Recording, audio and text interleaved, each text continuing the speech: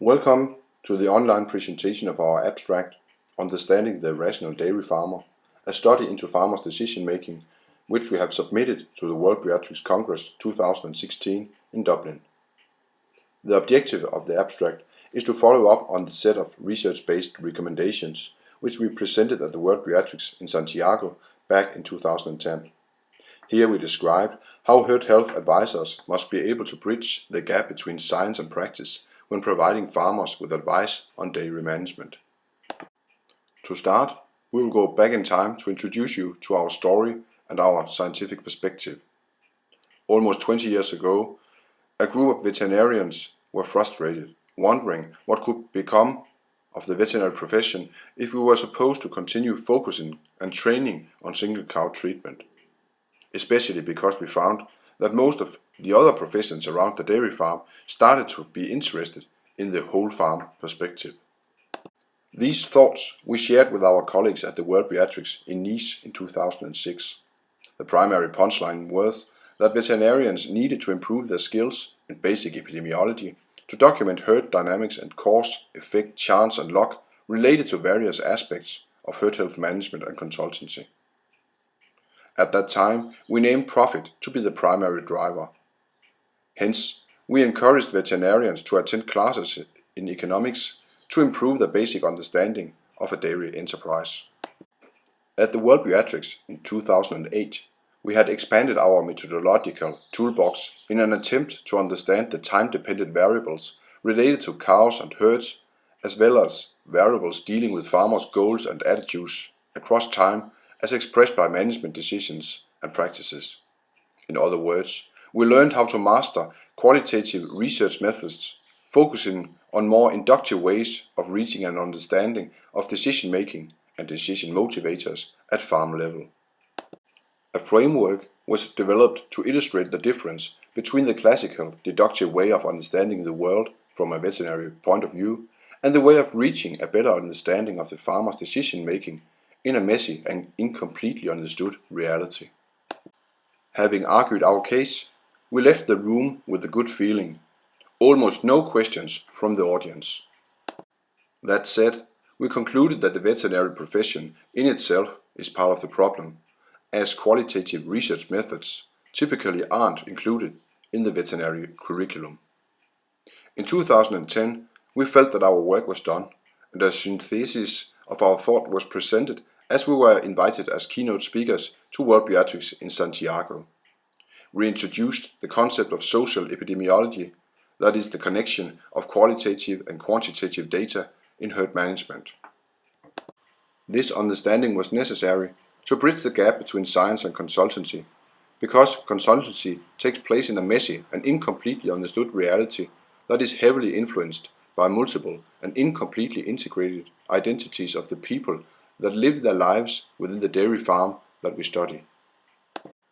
Following the World Pediatrics in Santiago, we were inspired by the work of Garforth and Janssen, and in 2011 we wrote a nice little paper to the New Zealand Veterinary Journal called Challenging the Myth of the Irrational Dairy Farmer. Since then, we have been part of a field study trying to implement some of the ideas and concepts on how to understand an irrational dairy farmer.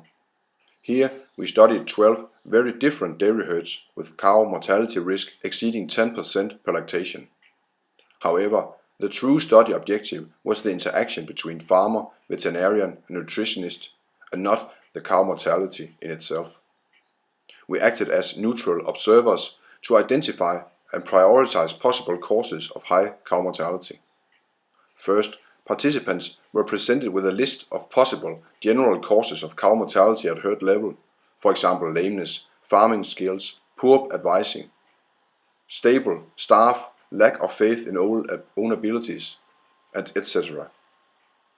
Second, we asked each participant to identify and rank the 3 causes of high cow mortality in this particular herd they judged was the most important.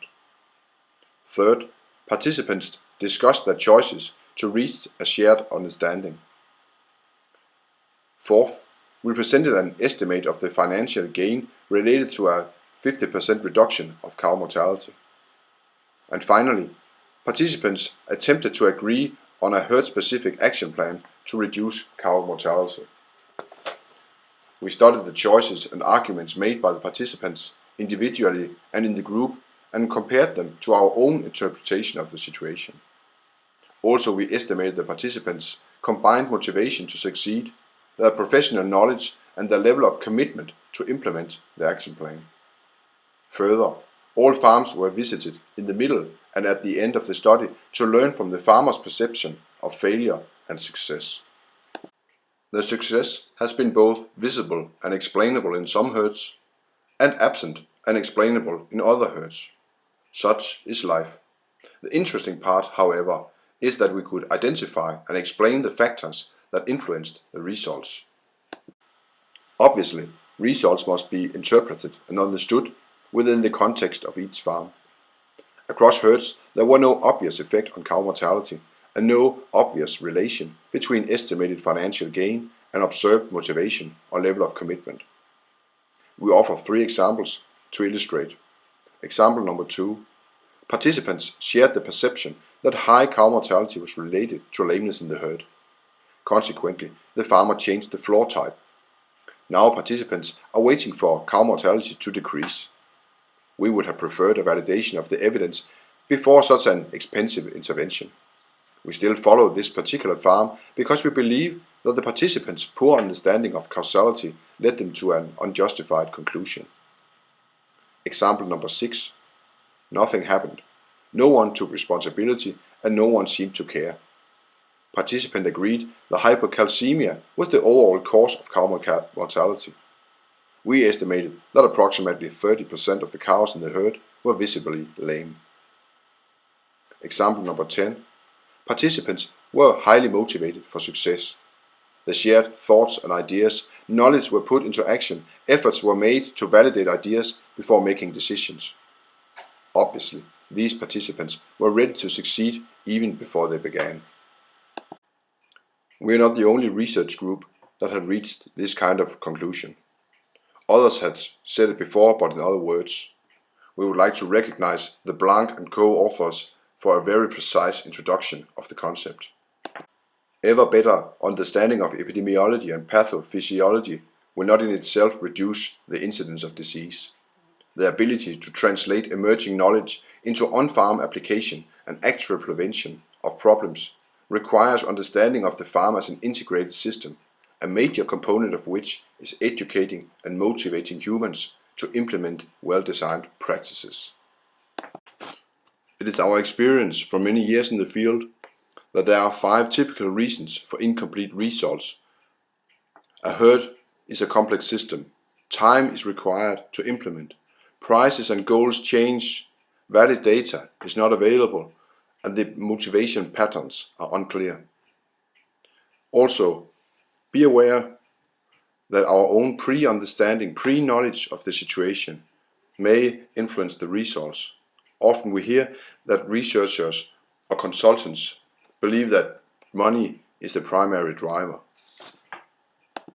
Consequently, we find that the challenge to herd health management advisors is to capture the fundamental and instrumental relationships between individual farmers' values and behavior, risk perception, and the farmer's objective, more or less, estimation of these risks, and so that we can guide the farmer in a direction that is likely to increase the farmer's satisfaction and subjective well-being.